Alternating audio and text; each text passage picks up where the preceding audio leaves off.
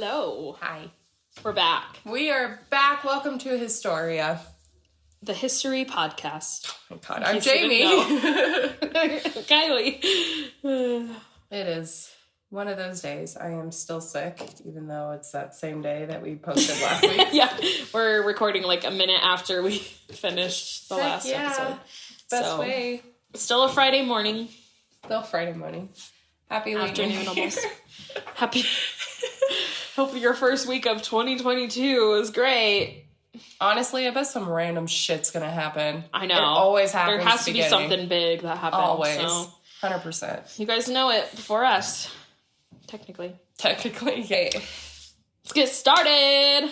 I always feel like when we record our second episode of the day, we don't have anything to talk about because we already talked. Yeah.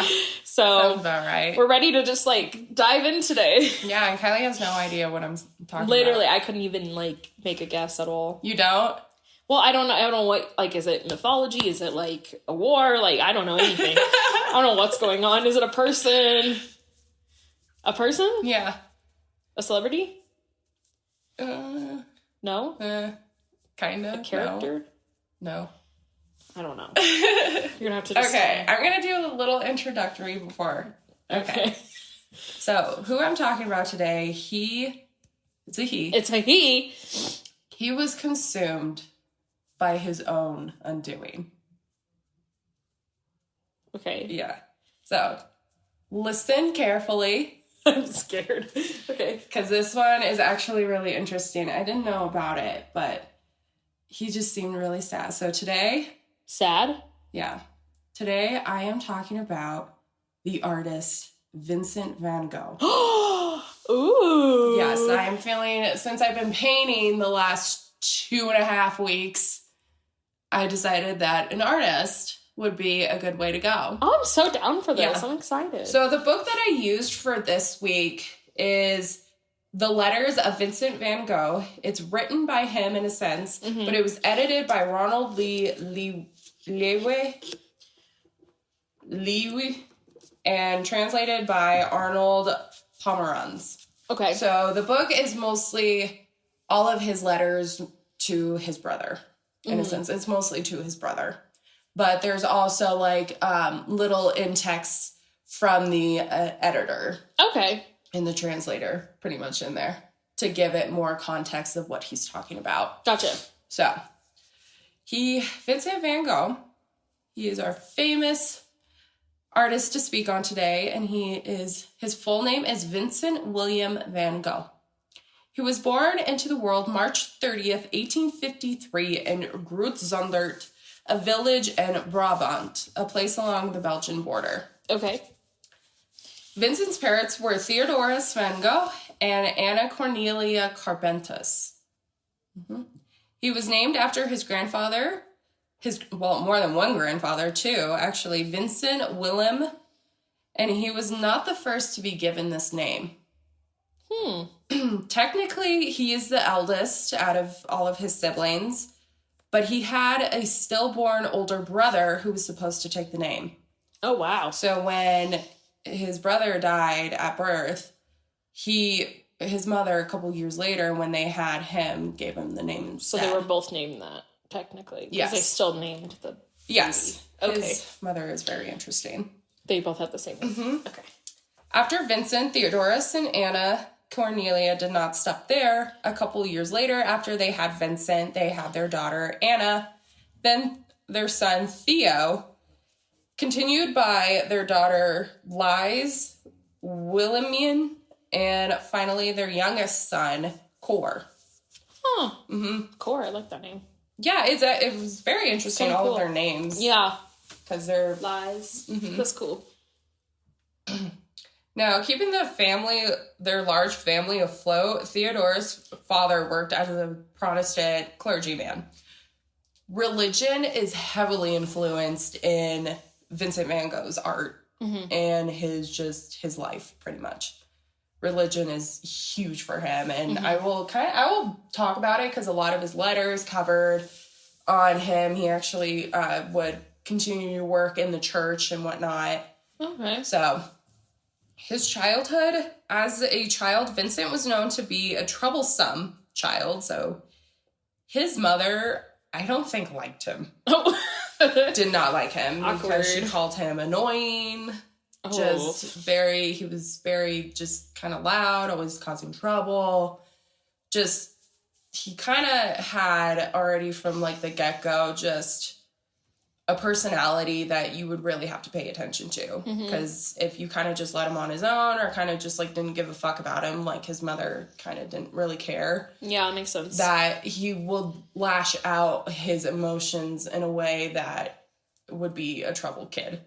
In a sense of causing like pranks, mischief, just being loud and obnoxious, being mean. Wow. But he spent, even though he was a very troublesome kid, he spent a lot of his time in the pine forests and fields with his brother Theo. Theo and Vincent were like close. They were super close all throughout until the end of his life. Which, yeah, pretty much, like, he relied a lot on his brother, even though he was the eldest. So that caused... Cute. Yeah. When not in the forest, for a time, Vincent went to school in Zundert.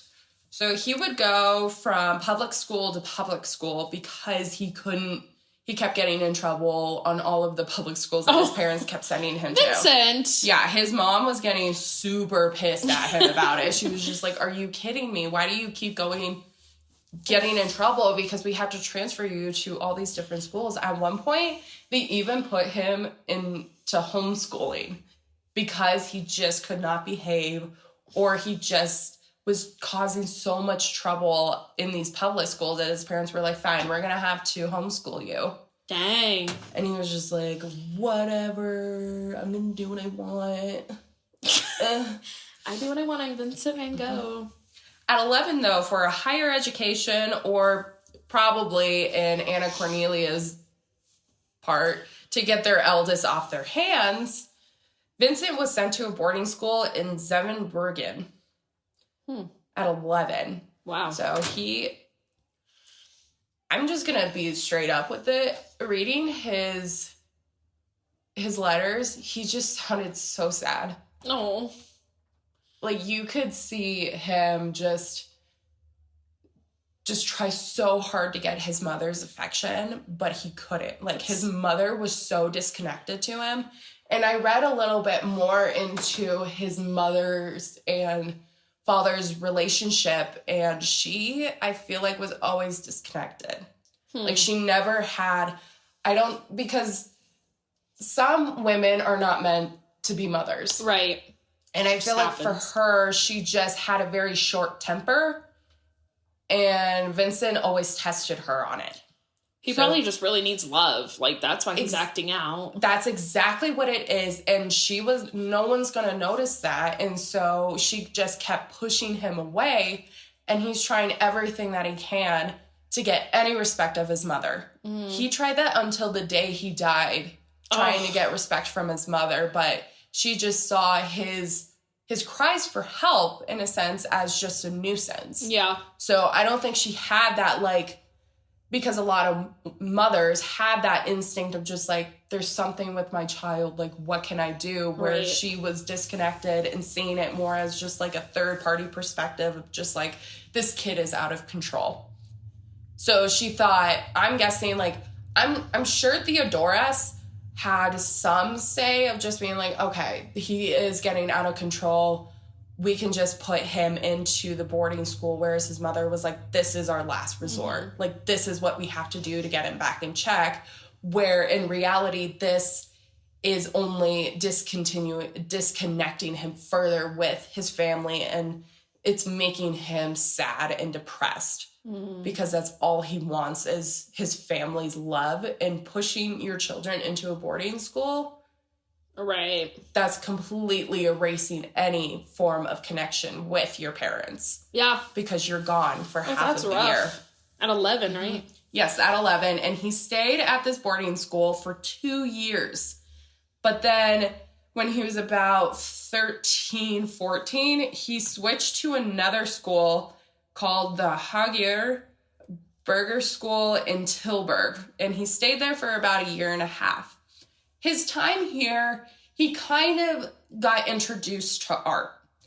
His art teacher, he tried to push more like drawing styles and stuff onto Vincent, because I'm sure he saw like some sort of ability in him. But Vincent, I feel like, was so disconnected that he just didn't really care. Yeah. Because Vincent van Gogh is not your typical artist. He didn't just like one day just be like, I'm just going to paint this wonderful portrait and do whatever. It took years of build up and just struggle for him to figure out what he really wanted, which is unfortunate, but it's reality. Yeah. Not everything just comes natural. Right. But he was looking at a lot of I didn't know that he did drawings. I thought it was just the paintings, but he did so many drawings. Wow. Yeah, a lot of landscape and figures. Oh, interesting. Now, this relationship with his mother did not change any way in these years that he was at boarding school. She never understood his passions and always blamed him for causing misery to her and Theodora's life. Ugh. Yeah, it's really sad. Now, this distaste for her eldest son would even last into his death. Jeez. Past his death. Like, she outlived him by, I think, they said, like, maybe 30 to 50 years. Wow. Because he died young, which is really unfortunate. I don't even know how old he was, but... He was 37. Oh, my God. I believe, yes. He was very young. Wow. Growing up, Vincent's parents approved literature of poetry and fairy tales. This is a huge foundation in his childhood of growing up. Fairy tales and literature, like poetry, they 100% supported all of their children to read. And reading would become a huge part of his life. When he wasn't drawing or painting, he was reading. One of his favorites was actually Hans Christian Andersen. Oh, wow. Who wrote The Little Mermaid. Yeah. Yeah, he just loved his work because fairy tales, I feel like, also put him in a place of just fantasy that takes you to a different world, that takes you out of reality. So I think that really impacted his life of just literature. And his parent, especially Anna Cornelia, heavily had all of her children do any type of art. She really, that was the one thing that she did do well, was to expose the kids to any form of art. Yeah. Let it be singing, a drawing. I don't think painting was ever big. It was mostly drawing because she was a pretty big drawer herself. So I wonder if he started doing artwork to get her approval. That's exactly what it was, is drawing. He would just draw a lot, especially out in the fields of just the flowers and stuff, which if you look at his artwork, is very nature inspired. So a lot of his drawing styles were, in a sense of him connecting with art and drawing, was to connect more with his mother. Wow. But that still didn't work. His mother still didn't approve for him. Oh my God. Yeah, it's really, really sad. It's just his story just shows how important it is for a mother-son, just mother-daughter's relation, how your relationship is with your parent. Yeah. Wow, that's so sad. Yeah. With Cornelia I'm just going to call her Cornelia because he has a sister, Anna. Okay. Anna. So I'm just going to call her Cornelia. Introducing him to drawing, she would give images for him to trace, but he was not a fan of just trace drawing, free. He liked free drawing of what he wanted to do. He didn't care much for all of the trace stuff that his mother wanted to draw his own thing. He wanted to do his own thing. Yeah. And of course, his mother was like, "Oh my God, you're disrespecting me. Trace this, you monster." He's just like, "I'm just trying to draw what I like." She's like, ugh. How dare you create actual art? During this time of self-discovery, Vincent still longed for his mother's affection. This lack of affection would eventually cause him to be ill-tempered, and this would go into his boarding school days too. Him being ill-tempered, and I think not having any sort of just like his mother's just attention or being disciplined properly like a child should be by their parents. Instead, they're being disciplined by any of the deans. Yeah. That this didn't change throughout his life, and I think that really developed a lot of his mental psyche and just like how he handled a lot of things. And I feel like him being pushed to go to a boarding school and then going to another one, this would highly affect him constantly moving. He couldn't stay in a place for too long, even though I think he really sought to find his home. So it's really sad. Now, this forced into a school without family, his return back home made him feel alienated and rejected, especially when he would return for the holidays. He wasn't home. He didn't know what was going on. Like he wasn't seeing his brothers and sisters growing up. Like he was completely isolated for them. So like knowing that he was the only one going through this, he felt rejected. Yeah, that makes sense. Mm-hmm. Feel like the black sheep. Mm-hmm. To fill a hole in life, collecting became a lifelong obsession for him. I did not know this. So he would actually, because his family was pretty wealthy, so they would have like servants and stuff live up in like the attic, and he actually started his collection up there, and he actually made friends with a lot of them. And of course his mother was like, "What are you doing talking to the help?" And he's just like, "I'm just trying to make friends, Mom." He would collect wildflowers, birds' eggs, and beetles. Huh. Mm-hmm. Interesting. Yeah, this wildflowers you can definitely see in his art. But Vincent kept his collection in his attics and even had the beetles in boxes. Like super, like those glass boxes and stuff. Like, he had everything like sorted out, and this would literally go into a lifelong obsession for him to just keep doing that. Oh, I'm very curious of what he did with the flowers because they that's what I was thinking. So I wasn't really sure about Kept that. The dead petals. Yeah. Going to Tilburg, nothing changed except when he left in 1868. So finally he just was like, I am over this. I want to quit school. Yeah. His parents were not happy about this whatsoever. They were actually very, very upset about it. His parents were filled with disappointment, and to keep the family name intact, he now had to choose a profession to go into.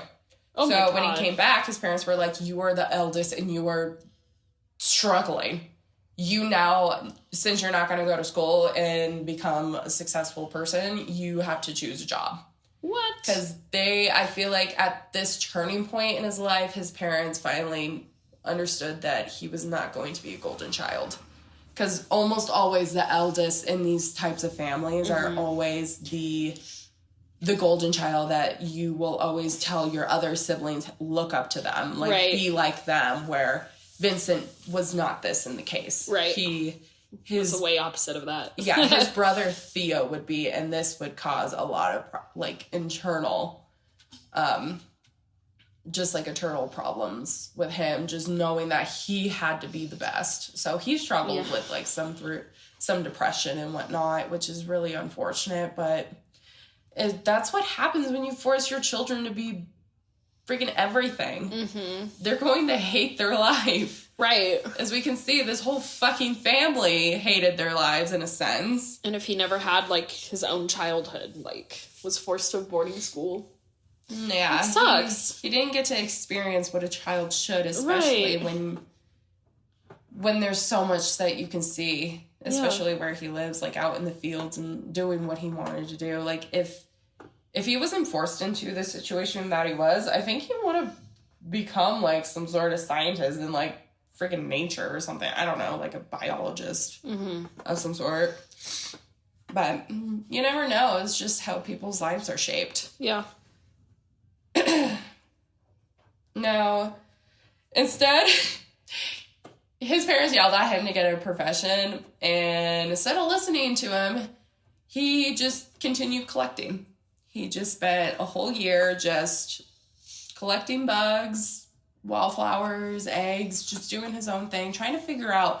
I feel like that was a time of him trying to figure out, like, what he wanted to do, because I don't think he really knew what he wanted to do. He just didn't want to go back to school. He wanted to come home. Yeah. And hang with his brother Theo and kind of get more respect of his mother, or both parents in that fact. And they were just yelling at him the whole time to find a job. And he's just like, I don't know what I want to do. It's a lot of pressure. It is. Having enough, Theodorus and his uncle persuaded, in a sense, to have Vincent work at his gallery as an office clerk. He would work at a place called Goupil en Cia in Hague. I think that's what it's called. Hague, yeah. This is like a really famous like gallery. I didn't even know this was like... I guess I'm not really... I don't really know much about the art world, just because I don't really follow it. But yeah, this is pretty much like his new beginning then, that he got offered this pretty much... Theodorus talked to his brother, Sent, and was like, yo, Vincent doesn't know what he wants. Mm-hmm. This might be good for him, because he doesn't mind drawing. He thinks it's pretty cool. But, like, he just needs a job to make some money and get out of her hair. And Sent was like, okay, I'll make him an office clerk. We'll see how it goes. So. What can go wrong? Honestly. This specific gallery was a firm of art dealers, and Vincent being their youngest employee. So, Vincent, I think... was about 16, 17. He was young. He was still young. For us, he should have still been in high school. Right. But he dropped out. He was like, I don't know what I'm doing. And so, yeah, he was the youngest employee that they had. Granted, he was not like an art dealer or whatever, but he was still their youngest employee, getting into the world early of art. It is crazy how... people that work at firms like this during this time, there was a lot. And that's kind of how they met artists, how they really figured out if they wanted to be artists. Like, that's literally, this is like his step into the art world of figuring out what he wanted to do in the realm of art. Like, what direction to go, yeah. Yeah, and I think this was, like, a good thing for him to get into, but a lot of that freedom at such a young age is not healthy. Yeah. Like, if he got into a world like this after having a decent childhood and just understanding more of himself and not just, like, wondering, like, how can I be better? Because I feel like his whole life, he's just wondering, what could I have done better? Yeah. Oh, man, that's rough. Yeah. Just the letters were just so sad. Because a lot of them were, like, really happy and how excited he was to see his brother, to see his family, and then... some of the other letters just sounded really sad, and you could just see it. Like, you could definitely tell later on in his life that something was... Now, this firm was not only holding paintings and drawings, they also specialized in the sale of reproductions. So, I was going to look into what that meant, but I'm guessing that was just the sale of just, like, different paintings and maybe, like, duplicates. Oh. I'm not like, really sure. I should have looked at it. Production. In Hague, Vincent would stay with the Roos family, but he would continuously visit with other families and friends and relatives in the area. So he wasn't necessarily a loner, even though in a lot of aspects it was hard for him to have friends. A lot of the people that he would stay with were family friends, in a sense of that. They knew him growing up, but he was just like, I don't really know anybody. But pretty much his dad, like, handled just, like, you're going to stay with this family. We're going to get you set up. Yeah. He was like, okay. The next few years, Vincent would work at the firm, and he actually loved it, surprisingly.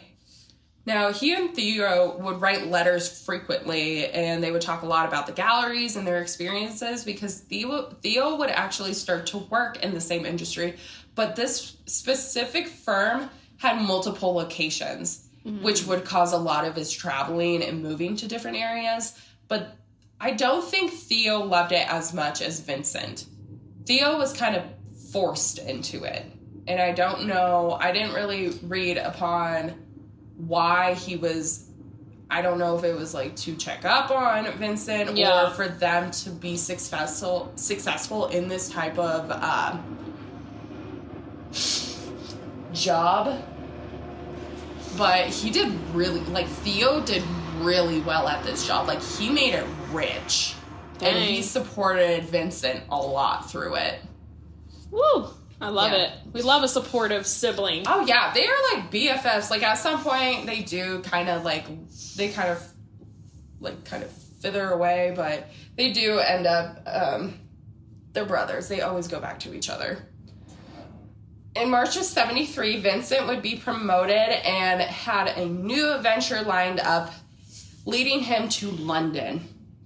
London would become a place of interest as it took back the drawing and exploring for him.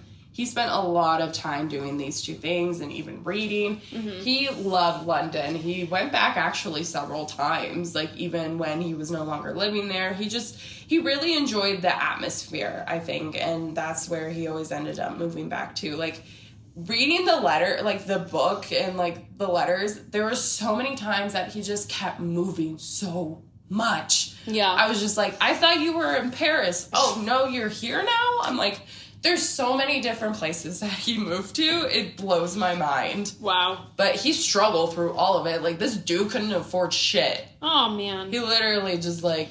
He's trying. He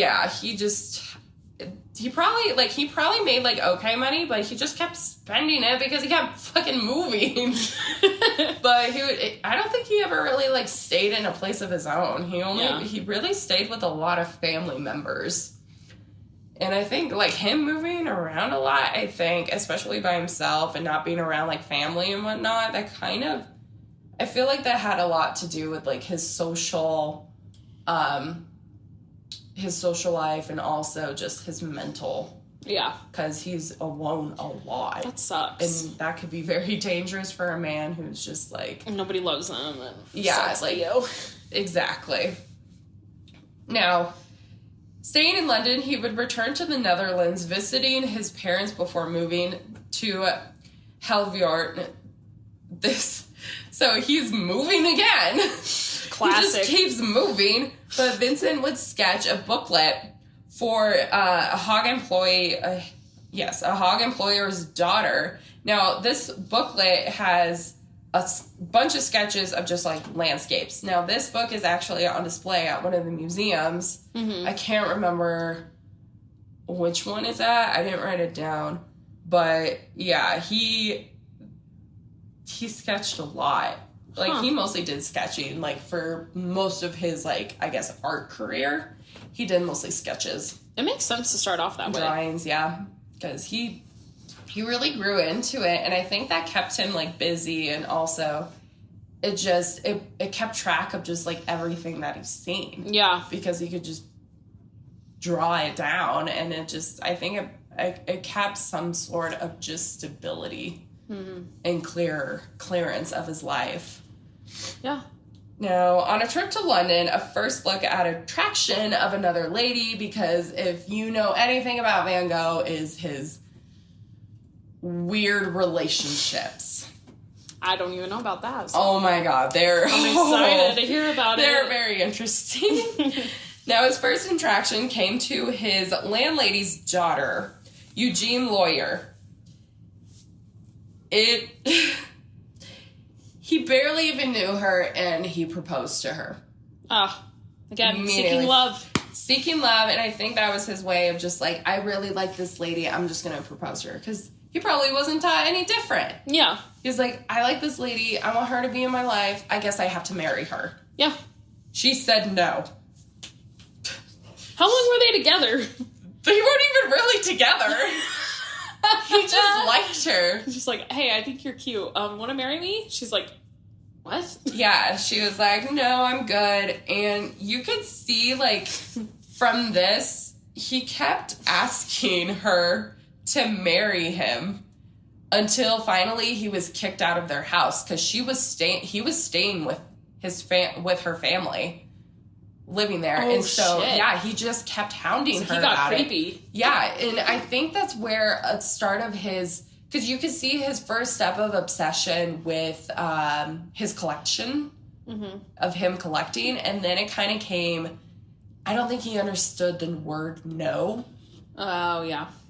So he kept just pushing and pushing because, like, he probably didn't understand that, like, women could say no to, like, a proposal. And so he just kept pushing because I think he has almost, like, an obsessive personality when it comes to certain things. Because this isn't the only time that this happens. Mm-hmm. It happens a few times, and he just gets into episodes of just almost hysteria of just, he can't stop. Wow. And that he pretty much wants to get what he wants. So, this is like the first life. But eventually, yeah, when he got kicked out, he was like, I guess I'll move on. It's like, it's good. Let's keep moving forward. So in May 1875, Vincent would move to Paris for his work. Huh. Another move. Of course. I think he liked Paris. He really did. July a year later, he joined his church as an assistant preacher. So his religion was heavily influenced in everything. He actually at one point was trying to draw a lot of, because a lot of artists that he would run into, they do a lot of their art on religious connotations and stuff. And he tried drawing that and he hated it. Anyone, like he drew something that was like religious and he just crumbled it up. He was like, it's not good. He hated it. So he wanted his art to reflect a lot of religious background because he was such a religious man. Yeah. But he just was never satisfied in that artwork. So what he drew, I feel like his connection was more with nature. Because he spent so much of it outside and just so in love with it. Huh. So, yeah, I was really surprised by that. I was like, I didn't know that he has such a huge influence in religion. Yeah, I didn't know that either. That he even started working for the church, and he told his dad, because he thought his dad would be really proud about it. But his dad was like, you need to focus on your job. My God, he can't make his parents happy.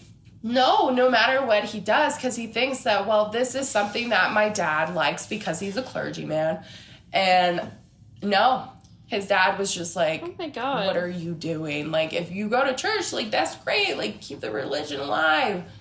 But when it comes to, like, putting all of your effort, his dad was just like, you have something good going on. Yeah. Do not ruin it. And he's just like, I don't know what to do. Like, he's just trying to be happy. He's trying to make a living. He's trying to just, like, find his place in life. Yeah, and he keeps getting rejected. Yeah, and nothing is ever good enough for his parents. And he's so just, sad. It makes him very lost, which is very upsetting. But, I mean, I guess a struggling artist, he's living that life, unfortunately.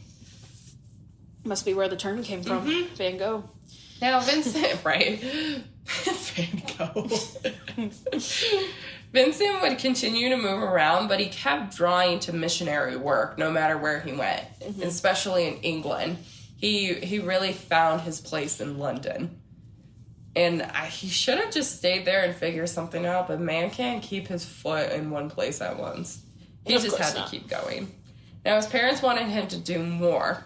They were just like, this isn't enough. Oh my God, of course not. Yeah. During all this time, Vincent is writing to Theo about all the places he's living, most longing unintentionally about being with family. Now, his letters that I see, like, every time he comes back from Christmas, he's just so happy. He's so happy to be around his family. But then, like, if you could see in the letters that are, like, maybe a few weeks later, he seems really sad and kind of just confused.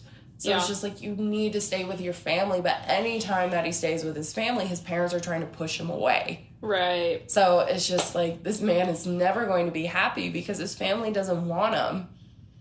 Except his brother. Like, his brother is always there. Like, they write so much to each other. Like, it's phenomenal how many letters they had going back and forth to one another. Dang. Now, he also started to take up more time drawing. He was getting books on draughtsmanship and paints from an old employer. So this kind of helped him dive into, like, watercolor and oil painting.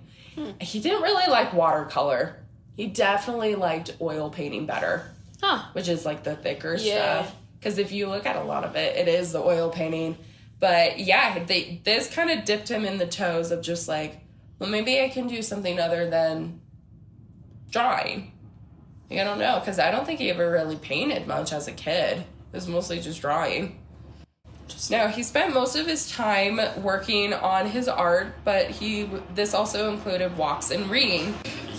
His socializing really never took off, causing more loneliness for him. So, like, he was living it up in, like, Paris and London, and he just still was sad because no one was there. His brother wasn't there. His sister wasn't there. Like, he was kind of just on his own. And it didn't help that he was penny pinching off of funds, convincing his family he was fine in his letters. Ugh. But he was, in reality, feeling awful because he didn't really have any money.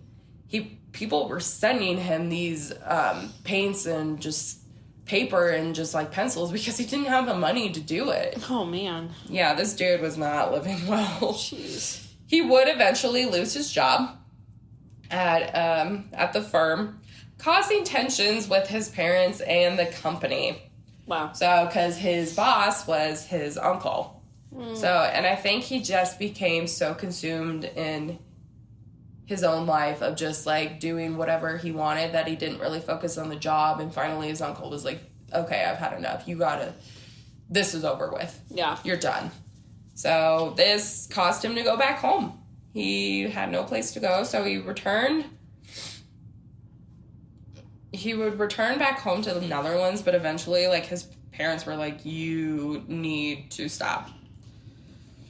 Now he left then to go back to London, and he just kept going from job to job, place to place. Because there was already so much tension in his family, and he just I think he still wanted to prove that, like, he could do stuff on his own, but it just struggled way too much when he didn't really know what to do. And I feel like his stability of staying in one place for too long just wasn't it. Mm-hmm. And that's hard to do when you're trying to have a job.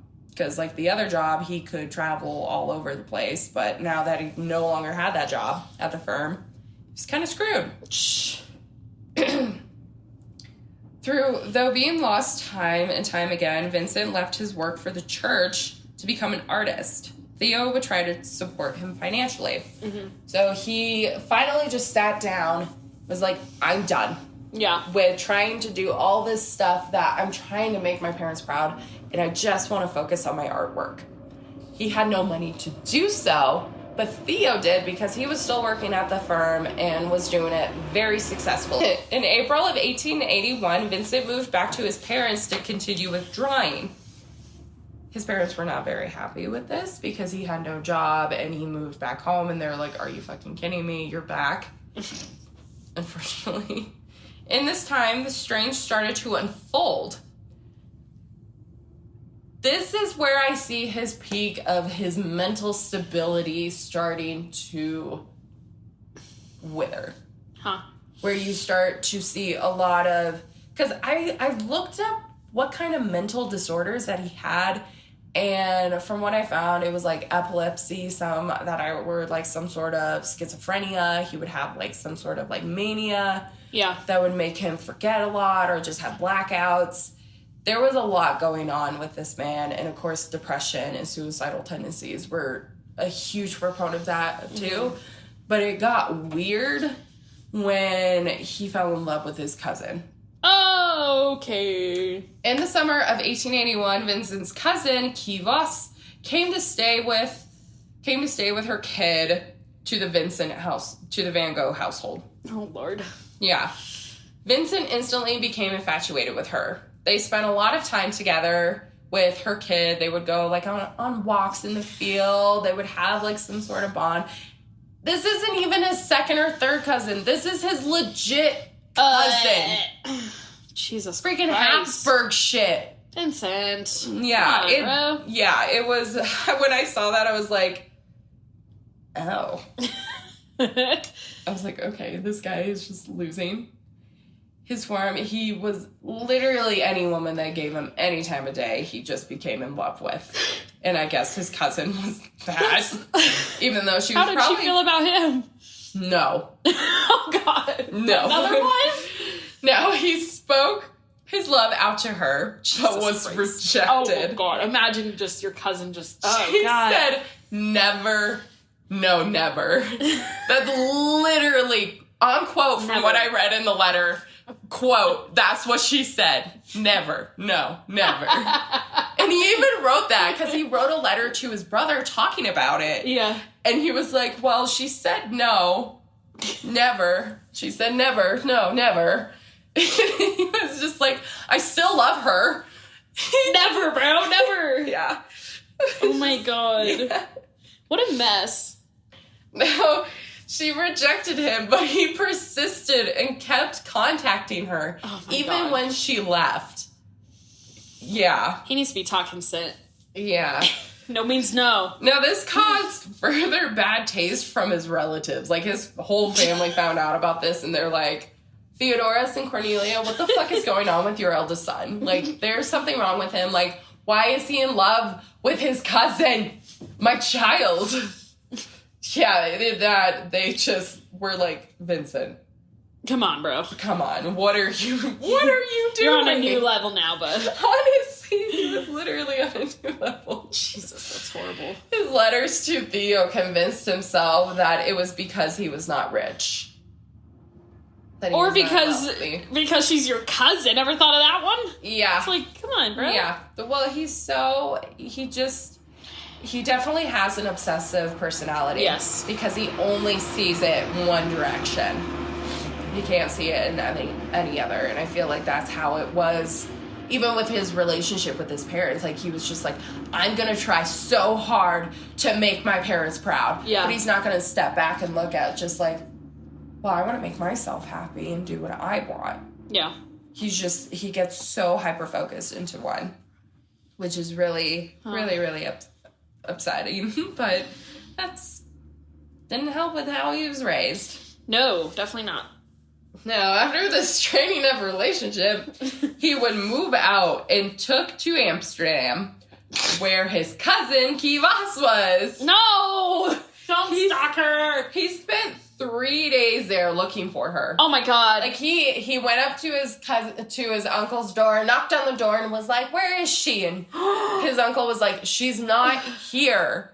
He was like, okay. So he would come back again and again. And she actually, she heard that he was coming to her house. So she went out the back door to get away from him. Yeah. Bro, leave her alone. This dude did not stop. Oh my God, he's a stalker. Yeah. Now, concerning of his uncontrollable behavior, Vincent was worried he would be under legal guardianship from his father. Because, like, his father even, like, threatened him with putting him in an asylum. He was like, dude, you gotta fucking stop. Like, you're getting crazy. Yeah. And he was just like, but I love her. Like, that's one way to put don't put me in there. But yeah, he, like, wrote letters to Theo, and he was like, yeah, I think Dad's gonna put me in an asylum or put me under his guardianship, and I don't really want that because I don't know what's really gonna happen if it does that. I'm not gonna be able to do my own thing. And it's like, honey, you need guidance. You need help, and just accept it. I don't think his parents should have had any, like, guardianship because they didn't really fucking care, and I think they would have just sent him anywhere to get away from him. Right, that's what they want, yeah. Exactly, and it's just like, what he really needed was someone to be there for him. Mm-hmm. But it's really hard for that because then he gets obsessed about it. Yeah. So it's just like, it's already like, it's hard. Yeah. Still engrossed with Key, Vincent would meet from what I saw in the book, or what I just, because I didn't know who this chick was. Her name is Cian Hornick. His cousin? No. Oh. He was still in love with Key, but he met this new woman. Oh, Cian and Key? Cian Hornick. Huh. Yeah, so from what I read, I think she was a sex worker. Okay. At one of the brothels, because he would go to brothels. Not because surprised. It's Amsterdam. They have a red light district. Right. But yeah, and I think she was a pregnant sex worker, but he really grew like a bond with her. Like this was probably his most stable relationship that he ever had. out of anybody. Wow. Yeah, which is really sad. Now, Cien would stay with him and her child and used her as a model for his figure work. So this is where he started to really do figure drawing. Huh. And he used a lot of her into his drawings, which is like really nice. That was his muse. Cien was his muse. Okay. Mm-hmm. In this time, Vincent was now introduced to oil painting. This became a huge love of his. Like, he got paints before, but it was mostly watercolor. But oil painting, he was just like, whoa, this is pretty cool. I like this. And he would just take off. Mm-hmm. Not like immediately. A lot of his artwork was actually done in the asylum that he was in. Yeah. But he really started to practice more with it, kind of figure out like what he really wanted to paint and whatnot. And I mean, he was good at it, which is really sad because it's like, what if he got introduced to it earlier? Like, would he still want to do it later on? Would he make more masterpieces? Right. You don't know. Like, what could have happened? Yeah. A problem he would always face while painting would be how expensive it was. Oil painting was expensive. Paint in general is expensive, no matter what. Like, freaking painting our walls is expensive. Yeah, paint is just pricey. It really is, especially depending on what kind of colors that you're getting. Like, I believe purple is pretty expensive. Red, I think, is maybe blue. Mm-hmm. There's certain paints that are very expensive compared to others. Like orange and yellow, I don't think is very expensive. Right, nobody's going to want that. Mm-hmm. And it was the same with clothing, too, is that purple was a high status because it's hard to make it. Yeah. Mm-hmm. Or like I guess a traditional purple. I don't know. I'm getting lost. Heck to go. Now, his relationship with Cien would eventually end because of Theo, which is really sad because this was his only relationship that he had with a woman that didn't become so toxic. Mm-hmm. Because she already lived with him. They pretty much worked as a married couple. Wow. He wanted to marry her. She was actually into him? In a sense, yeah, I think. More than the others. I think it was more for just, like, securement. Yeah. But he wanted to marry her. But I think she was just like, hey, let's slow down. Let's see where this goes. And I think he kind of accepted that. Yeah. But when he was talking to Theo about it, Theo was like, bro, you got to let her go. She's only using you because of your wealth. And he's like what money? He's like, what money do I have? But he pretty much, Theo was convincing him, like, this woman is only going to break your heart, and she's not really there for you. Yeah. And for your love. And so Vincent looked up to his brother.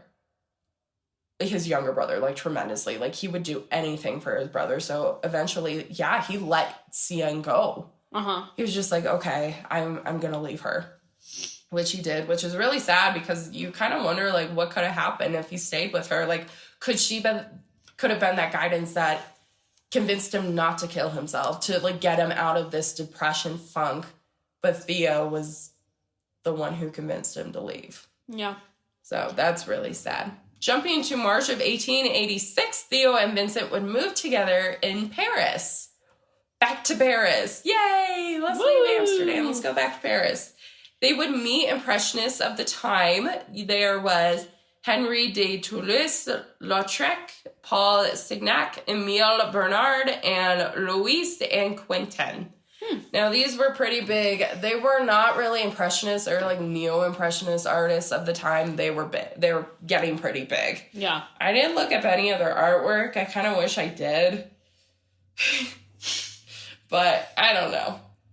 It's fine. Yeah. They would learn and grow their work, but Theo eventually left to go back to the Netherlands.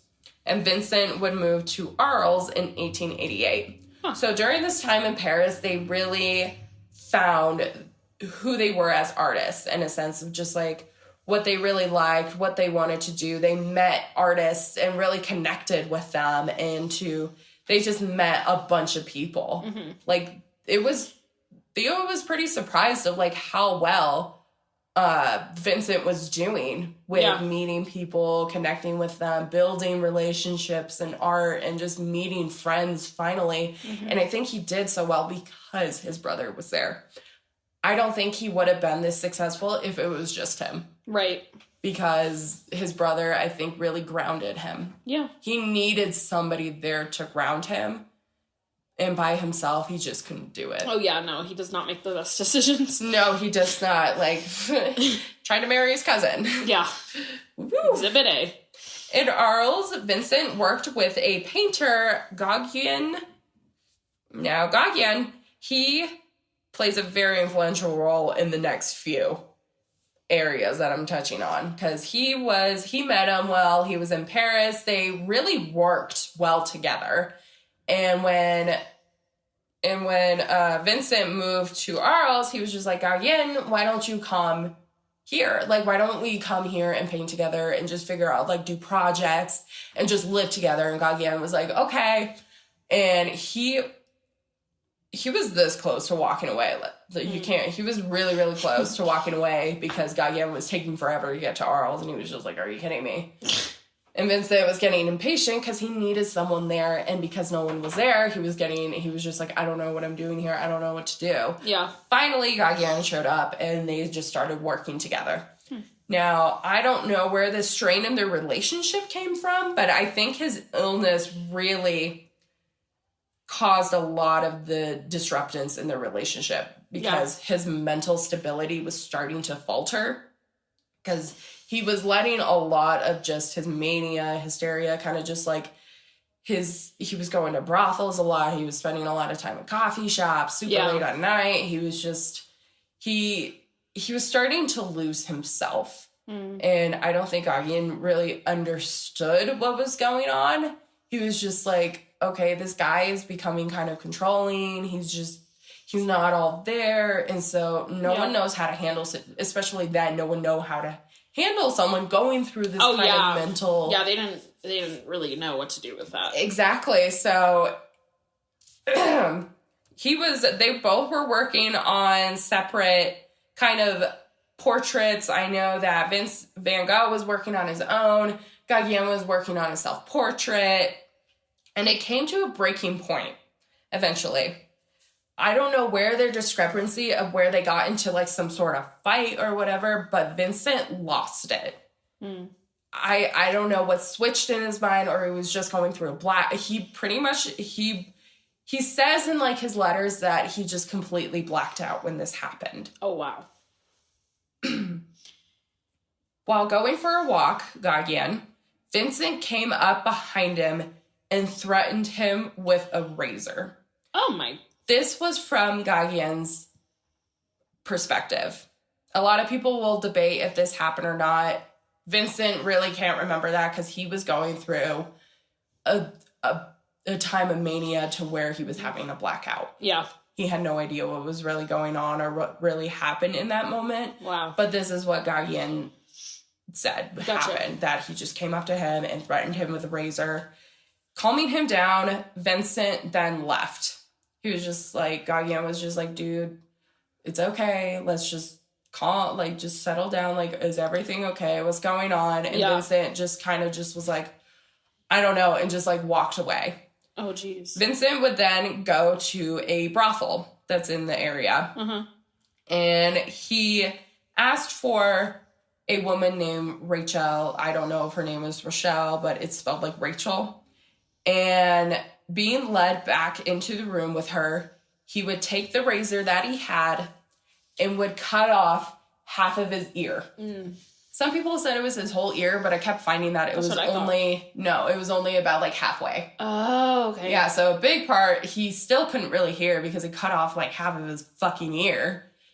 And he gave it to her. I was wondering when the ear would come in. Yeah. Sorry. So this wasn't until like the end of his life that this happened. But yeah, he cut part of his earlobe, like half of his earlobe. He gave it to her? Yeah, he gave it to her as like a gift of his affection. So I don't think he really knew this woman unless he kept seeing her because he would go to brothels all the time. I don't know if he knew her very well, but yeah, he gave his ear as a token of affection for her. So I'm guessing he knew her pretty well. Wow. Or not, I don't know. Interesting. Yeah, and you could probably believe that he lost a lot of blood. Oh, yeah. So he passed out. And they took him to the hospital. Now, Theo came back, and Theo got word of this. He was given a letter that your brother is in the hospital. He cut off his ear. So Theo, being the great brother that he is, raced all the way to Arles to check up on him and see how he was doing. Yeah. Because that's what good brothers do. Hell yeah. Vincent came aware that he was not all right. He woke up and he was just like, why does my ear hurt? And his brother was like, dude, you just cut off your ear and gave it to a woman.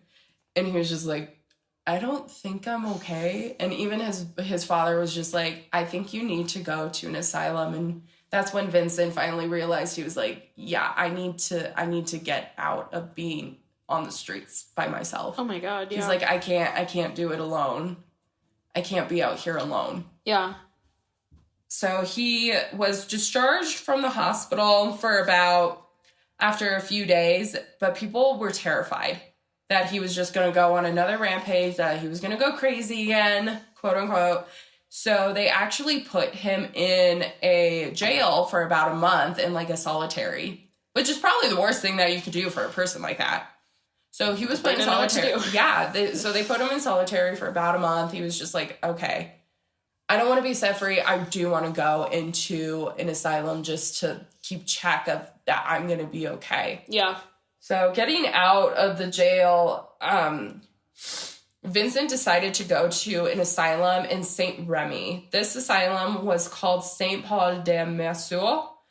Now this was a really good time for him to go into there, because this is where he projected all of his feelings and just his inspirations into his art.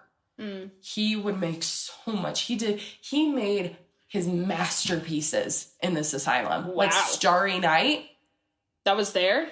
That was in the asylum. He made that in the asylum. Dang. This guy was ready for it. He just put all of his emotions into his art. Wow. Mm-hmm.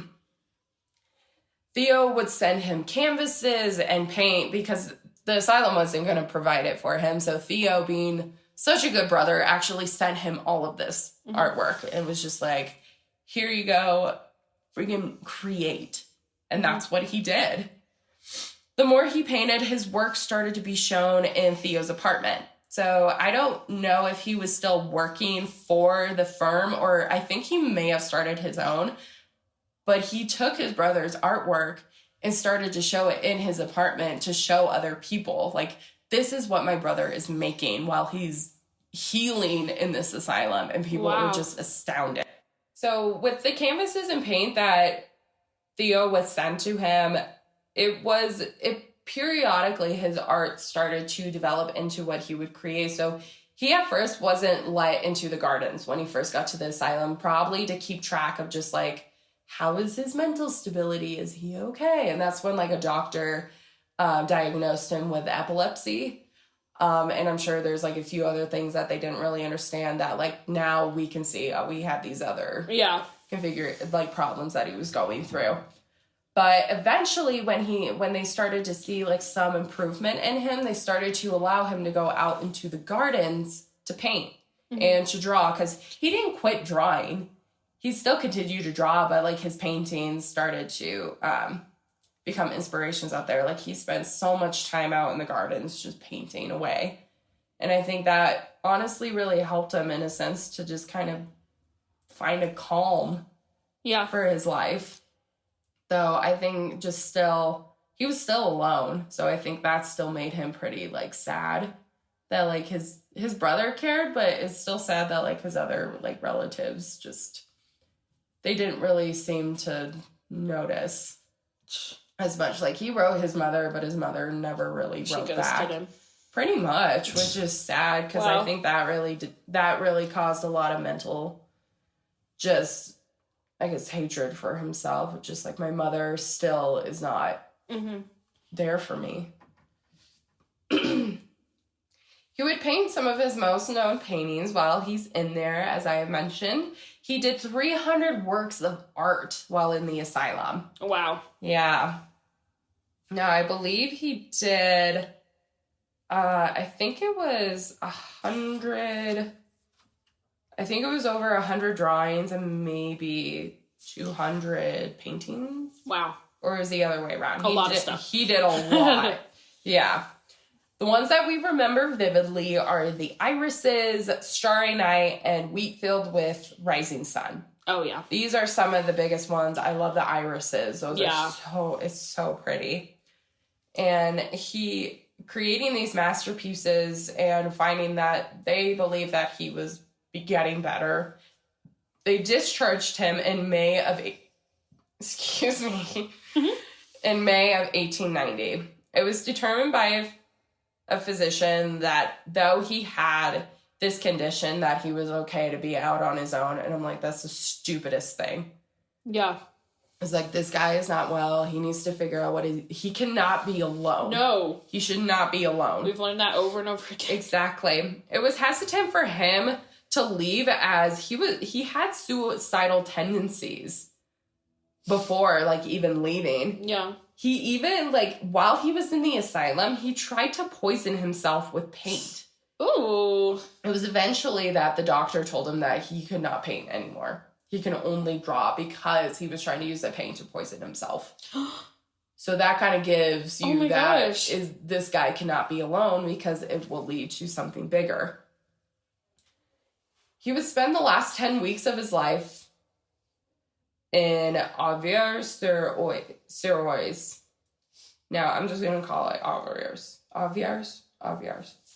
He would spend the last 10 weeks here, and these last 10 weeks were, honestly, you could see a decline in his health. Mm. It was very upsetting, but his letters became very, I guess, not lively as they used to be. They were kind of straight to the point, not really. He even at one point was he just wasn't happy. He just saw, he really questioned his life in general in a lot of his letters to his brother, and I don't think they really I don't think he really took him too serious. Yeah. Because no one really thinks that you're going to kill yourself. Right. And especially for him, as he was becoming an up-and-coming artist, I believe his brother probably thought, like, oh, this is just something he's going through right now. He's going through another rough patch. He'll get better. He'll see this through. Mm-hmm. Whereas for Vincent, it was more than that. It was an internal battle that he had with himself every single day of just, is my life being really worth this? Like, it's like, I'm going out on benders of just, because he was an alcoholic at one point. And when he quit alcoholism, he was getting better. And his mania and his, like, blackouts started to become less and less. But I think that alcohol really, it made him a little bit more whole, but it also dwindled his health more. Yeah. So it was like, it was never a win-win situation. And then the internal battle of just like, am I really worth this? Oh, that's so sad. It's just like, this guy did really fucked up things and just did some really questionable things. But it's just like, he was also going through an internal battle that no one understood. His childhood is rough. Exactly. Like, he just never got the love that a parent should give their child. Yeah. Which is sad. So it's just like, oh, I want to be a starving artist. No. Look at this story as like a note of just like, there is worse. That there is terrible things that you don't want to go through, that is just not worth it sometimes. Yeah. Now, putting everything into his art, he would paint in the last 10 weeks of his life 70 paintings and then 30 drawings. He just kept going at it because I think he kept painting and drawing to keep all those thoughts away. Wow. And that's my thought, is that he was just trying so hard not to let his thoughts consume him, but eventually I think that was just, they were way too much, that he just was like, I'm done. Now, his last letter to his brother was for help to end this. Man. And I don't think his brother understood that it was like a suicidal call. Yeah.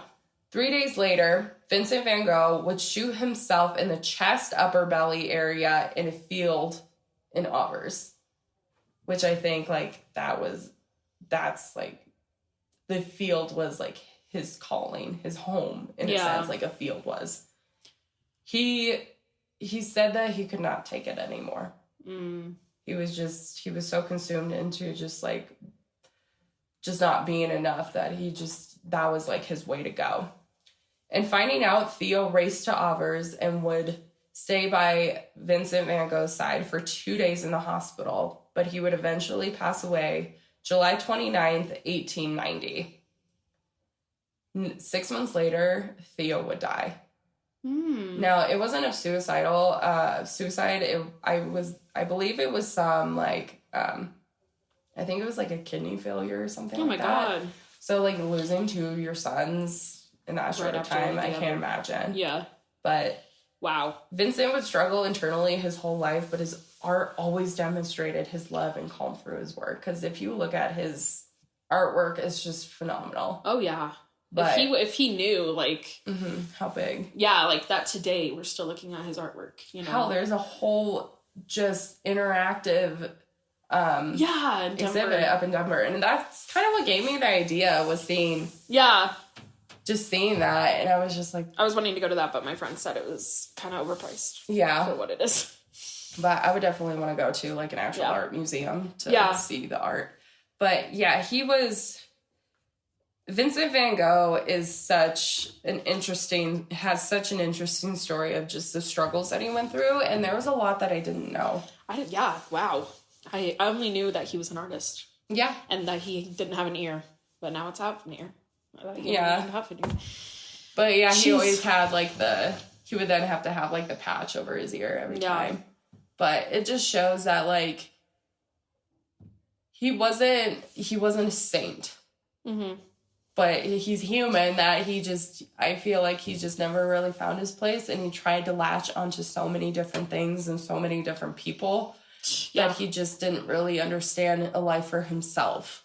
I think he got obsessive just because he wanted somebody to care about him. And I think being in the asylum, he found himself. Yeah.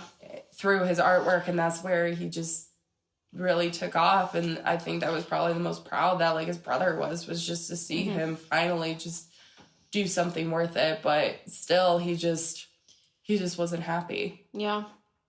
That's so sad. So that is the brilliant artist with his masterpieces, Vincent van Gogh. It's crazy. I'm working on a diamond painting right now. Yeah. And it's two corgis looking at Starry Night. Oh. Yeah. I'm almost done. I'm on the ground now. But yeah, I really enjoyed researching that. That one took me forever because I was just reading his letters and I was just like, this guy is so sad. But wow. Well, there you go, guys. Is that what you're expecting this week? Not at all, but I love it. I mean, just wait till next time. Woo! Yeah. It'll be a big surprise, too. I'll surprise you. Ooh. Oh, double surprise. All right. Thank you guys for sticking around through that sad story. Yeah, I appreciate it. But it's history. He's famous. He has changed the world in some way. So... Heck yeah. Yeah. So, Kylie, where can you find us? You can find us on Instagram and Facebook at Historia the Podcast. You can send us an email at historiathepodcast@gmail.com. Right? I always second guess it. Yeah. And then we'd love to do like listener stories at some point. So send us stories. Maybe you have a connection to Van Gogh. Ooh. Maybe you're an artist yourself. You were inspired by him. I don't know. If you have any requests, we have the whole year, to figure out. So send us any requests. It could be things that happened years and years ago. It could be things that happened 2 years ago, So we're always taking those requests. We want to do what you guys want to hear. I love to research, so. Yeah.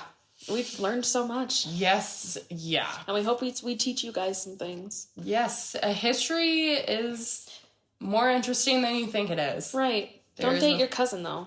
Don't date your cousin. Or, stalker, I should say. Yeah, don't be a stalker. They weren't dating. I'm not going to call it that because she did not want to. It wasn't even courting at that part. Right. At that point. Right. Yeah. Anyway. Thank you for sticking around. We will catch you guys next week. Yes, we will. Okay. All right. Bye. Bye.